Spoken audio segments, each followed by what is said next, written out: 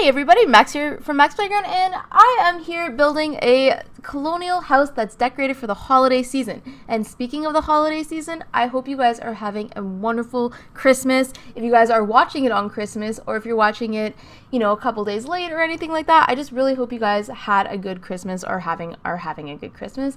And if you don't celebrate the holidays, I just hope that you guys are doing well. I hope that your family is doing well. Things like that. I'm sending you well wishes, essentially. And this house is the house that I made for the Clifton family. And if you're asking, Max, who's the Clifton family? Well, if you didn't watch the Creatism video for that family, it came out last week. And I just kind of I created this family, and I talked about their story, and I explained how, the wife and the mother hen of the family is the mayor in Summersby Bay. I kind of went into her story a little bit, and the family story a little bit. This family is, there's Connor Clifton, Jillian Clifton, Gregory Clifton. I forget the middle girl child's name. And then there is Chantal Clifton, which is the toddler. So there's 3 kids. This house has 3 bedrooms, and there's the bedroom for the teenage boy, Gregory. There's the bedroom for the parents, of course, the master bedroom for the parents, and then there is a bedroom for the child, and I have a little nursery in there. When I was building this, I wasn't sure if I was going to include a nursery, so I kind of conjoined it. I've been doing that a lot lately, where I've put the kids' room and the child's room in the same place. But yeah, so this house is it's pretty big. It is a colonial style house. I was getting like, how can I say it? Home Alone vibes, the movie Home Alone. I was getting those vibes. I would think I was watching it at one point when I was building this. It's not a replica or anything like that. I just got inspired by the house from Home Alone. I really just had a good time building this. I try to make it grand on the first floor. I have like a really nice, I guess it's like when you first enter the house, I forget the name, a lobby. I don't know what's the proper entrance name for a house. Let me know. So it's like in the entrance area, it's like marble flooring, and then they have a really big eating kitchen, and then there's a bathroom and a little like pantry / like laundry room that's not really usable. There's no usable objects in it. And then there is a pretty grand back room that's like their formal dining room and their entertaining room. Now, because this family is basically they're kind of like in the political career, like Connor is a lawyer, a hotshot lawyer, and the mother Jillian is the mayor. So I really pictured this family would entertain a lot. They would have a lot of parties, like formal parties, dinner parties, things like that. And, I feel like it would be really appropriate for them to have a really nice, room in the back, like in the back of their house or whatever, that is really like just for entertaining. It has like a formal dining table, a bar, things like that, a buffet table where if they have a party, they can serve food. I really just kind of pictured that's what this family would really be about. And I kind of talked about how in the house, or not the house video, the Creatism video, that this family is sort of like they're very much about money and status, and they care about what people think of them, and they care about their appearances and just like keeping up like with appearances, I guess you could say. And I really focused on that with them. Their mother is the mayor, so she wants people to see them as, to be respectable, stuff like that. And they put a lot of pressure on their eldest child, which is Gregory, their son. They put a lot of pressure on him to be, really good in school, make sure he has really good grades, that he's going to be going to university and stuff like that. But Gregory really isn't sure where he's like his place is in the world. He doesn't know if he wants to go to school to be like a scientist or something like that, but because he has a passion for science, but he also has a really big passion for art, and he wants to maybe pursue an art career and not go to university, or just take arts in school and be an artist. But his parents don't approve of that, so he's in a constant battle of, with himself and with his parents, because he doesn't want to disappoint his parents. But lately it's just been a really strained relationship between them. I also mentioned in the Create a Sim video that I plan to have Jillian is a functioning alcoholic. Now, I hope that didn't trigger anybody. I do apologize if that's the case. I lived in a house with a functioning alcoholic, and it was very stressful. It was very difficult, and I feel for anybody who has to go through that. So I really didn't intend to sensationalize that or dramatize that. It's just it's a real thing, and it happens. And basically I pictured Jillian kind of becoming that, and I did make a post about this family on my website. I did kind of give them a backstory for their family, and I kind of stated that in this backstory that I will leave a link to that in the description. And I stated in this backstory that Jillian's father, when she was a teenager, she didn't really talk about her family when she met Connor, and Connor never really understood why until she told him that her father was her father was an alcoholic, and he is currently serving time in jail because he crashed his vehicle when he was driving drunk, and he ended up taking the lives of some people that he crashed into. And I didn't get into too much detail with that in my story, but that's kind of what I was kind of hinting at and implying, that Jillian's father kind of did that. So Jillian, swore that she would never really drink and stuff like that. But slowly, now that she's under so much pressure, this family is so Connor and Jillian are very overworked. They constantly have to keep up with appearances, always doing parties. But, as soon as Jillian gets home from work and has dinner with her family, she starts drinking. And it's not that Connor doesn't notice it. He hasn't really said much because he doesn't really know what to say. He knows it's a pretty sensitive topic, so he doesn't want to push her further than he feels like she's already been pushed. And the one that really does suffer for it, though, is Gregory, because Gregory is really reclusive. Their eldest son is really reclusive. He doesn't really go out a whole lot because he doesn't like the fame, he doesn't like the attention. He really just likes focusing on his books and focusing on art and just kind of trying to lay low because he doesn't want to bring more attention to himself from his family. So I really pictured that Gregory's the one who kind of gets the brunt of his mother's alcoholism, and she's not really a very she's not that she's not a nice drunk, she's just not a nice person. She's just not really pleasant to be around when she's drinking, and she just makes a lot of really outlandish comments and just says some of the weirdest things to Gregory, and he just doesn't want to deal with it. He hates it, and he's just really fed up that nobody wants to say it out loud or wants to do anything. So in my gameplay, I kind of I do make the female mom sim Jillian drink a lot, but they do have a little daughter, and then they have a toddler, and Gregory takes care of his baby sister, and he's very, very close with her. He's helped her, do certain things. He's always the one that's changing her diaper, giving her a bath and stuff like that. While Connor does pay attention to his children a lot, but he's always busy with a case or something like that. He basically has his own law firm and stuff, so he's always really busy. But so it kind of a lot of falls onto Gregory. And then they have their middle child, who I feel so bad for forgetting her name, she's just a little girl, so she doesn't really not that she doesn't care, but she doesn't really notice this kind of stuff. She has her own things going on in her little child life. She's kind of one of those typical spoiled girls that gets everything she wants. She has all the toys that she wants.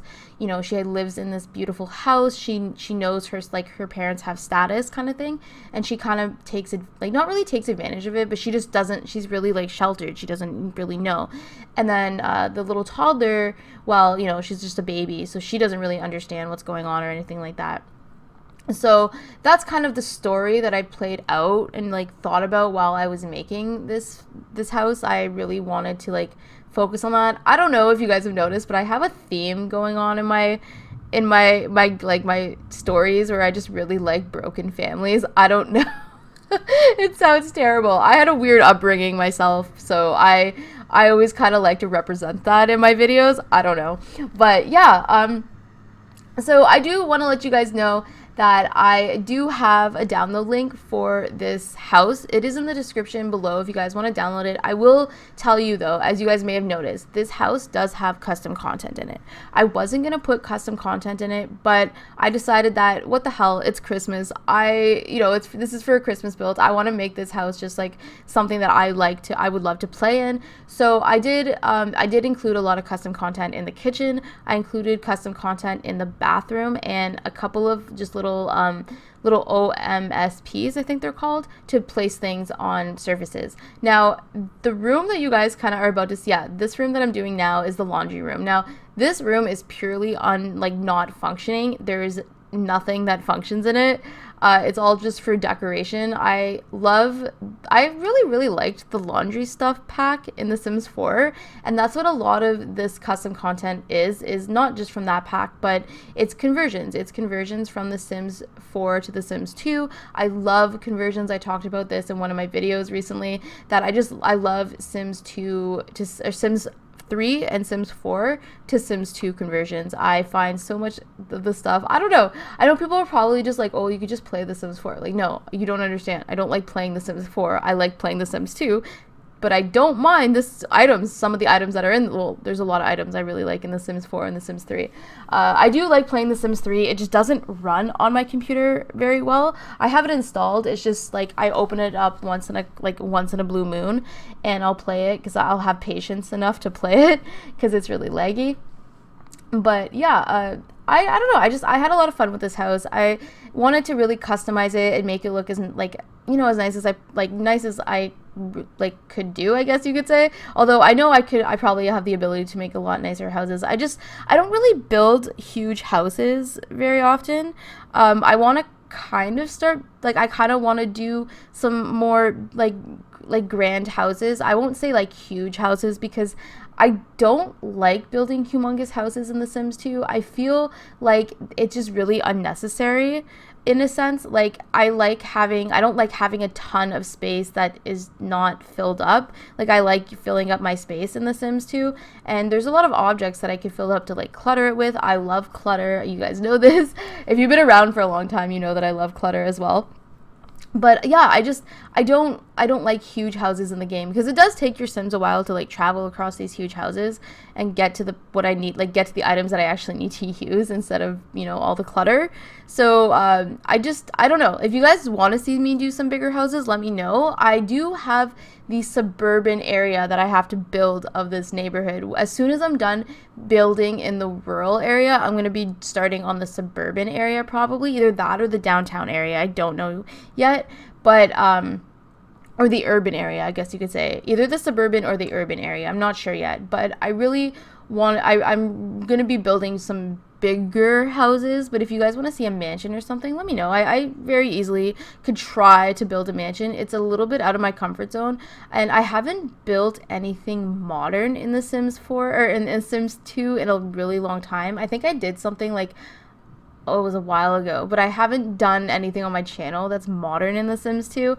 It's a little bit, okay, not even a little bit, it's really out of my element, so I am a little bit unsure if I want to dive into modern in The Sims 2. I think it was Chrissy York did a modern house, and she did a really good job. It was a modern cliff house or something like that, and it was really nice. I definitely recommend going to check out Chrissy York's channel. I'll try to remember to leave a link in the description of her channel so you guys can just go check that out. I really, really do recommend her. She's such an angel. She's so nice, and she always shouts me out in her Sims 2 videos. So I really, really want to give her a giant shout out. She deserves some love. She does Sims 4 and Sims 2 videos. She started doing Sims 2 videos. She said it was because I inspired her, and I just thought it was really she's such a sweetheart. She's always really nice and really supportive of people in her community, in the simming community. She I don't know where she gets all the time to just go out and comment on people's videos. videos. I always see her, and I see her in people's live streams sometimes. She's such an angel. I definitely recommend going and checking her videos out if you're looking for some Sims 4 stuff. She does builds, she does make like townie makeovers, she does create a Sims, she does I think she actually has a Let's Play going on right now too, and she also does Sims 2 builds, and I think she does some Sims 2 create a Sims. I don't know for sure. I know she has one of them on her channel. But yeah, like I was saying, go check her out. I highly recommend her if you're into Sims 4 and Sims 2 stuff. But yeah, I do actually right now have a poll. I'm pretty sure it's still up there. There's a poll going on my channel that I really want to do. I mentioned in my last video, in my Create a Sim video, that I want to do a Sims 2 Let's Play. I've been itching to do a Sims 2 Let's Play, and I feel like it's a good time to start one. I am toying with a couple of different ideas, and I mentioned that I want to either do a challenge or I want to do like a pre-made neighborhood. I want to see how that goes, and if you guys are into it, I might do a challenge. Now I want to do a pre-made neighborhood, so basically what that would include would be going over, like, I would go through rounds of the houses, so I would play a certain amount of days in each household, so you guys will get to see me switch instead of just being in one household. And I really want to do it in Veronaville, but I left it up to you guys where you could choose Veronaville, Desiderata Valley, or Belladonna Cove. Belladonna Cove has a lot of families, and I plan on I'll do introductions, and then I will do introductions, and then I'm going to do makeovers, and then maybe they're like makeovers in their houses and stuff like that, and just like get into the story. I feel like Veronaville is a very underplayed, like underrated neighborhood. It's the least played neighborhood for me personally, and I want to play with them. I want to explore that. I think the whole Romeo and Juliet, like that kind of thing, is really cool. And then there's like all the Tudor style houses that I'm actually really excited about.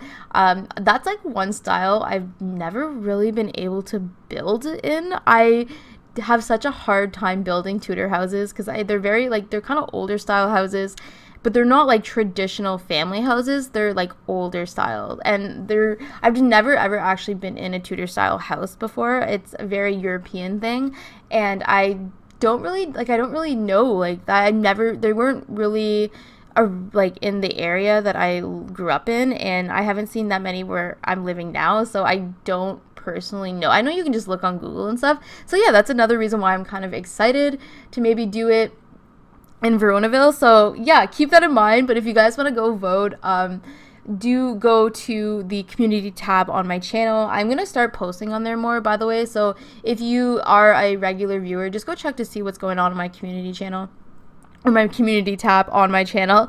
I was really excited that I got it. I don't even know what the requirements are. I feel like I got it after I reached 1,000 subscribers, and I was just kind of like, oh, I thought I had to have more. Like, I didn't know I was just gonna get it, but I'm really happy that I did get it. And yeah, I'm really just thankful for everything that's been going on in my life lately.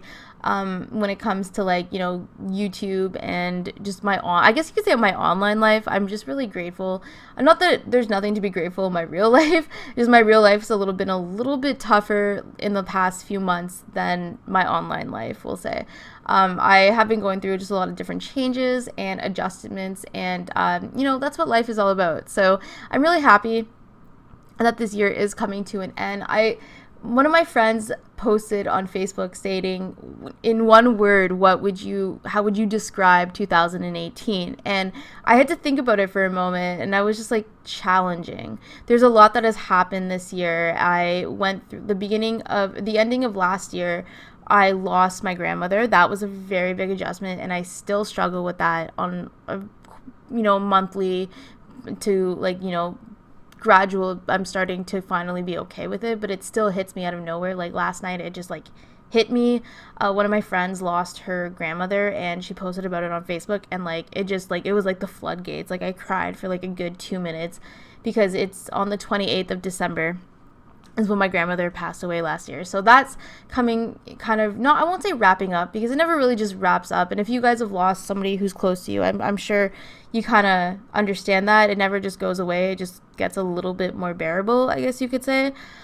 So yeah, it's something that happened, and then I had to make a very important decision about my education, and then I had to my boyfriend and I, we had to like save a lot of money in a short period of time to go to save up to move, and then we did move, and that was really stressful.